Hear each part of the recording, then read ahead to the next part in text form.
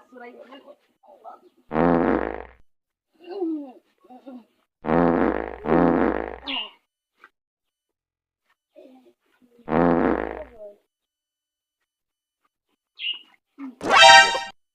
Seri waje cyane musuzi rwa mbere rwa kabiri rwa gatatu nageze aha ngaho yarubi nimwe mugendaga muri gusura mu mihanda twahanyura tugasanga imihanda ziri ariko se nawe utazazurante abo kubona ndi kwibohora ibintu byose yewe murimo gupfa ari kumva muri gutonganara wahora n'iki wa mugabo k'ibintu byakaze gutese kandi weruka kugira muri uyu muhanda oya ntabwo nkunze kunyuramo ariko numvishe umwe ari kuvuga gutya undi uri gutya kugira nta bintu ugenda wumvamo uri kunuka se ugisha ukuri nawe uri umuntu w'umugabo ushobora kuba mbyumvaga ariko aha sibyo nakubwiraga kandi ikintu wongera ahubwo mbwira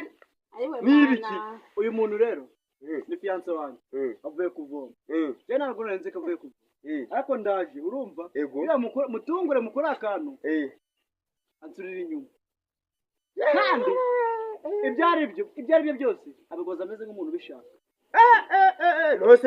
umuntu uragenda uranutse inzira yose ubwo muntu akwiye kuba sheri wawe ndi kubimubwira kamukanye ariko rwose ntabwo mwagakwiye mugiye kundaramiraho kuko nayo nibura basi yagira guca sigasiga hano muri umusizi wumvishe ko gwari gira inama ibintu ni bibi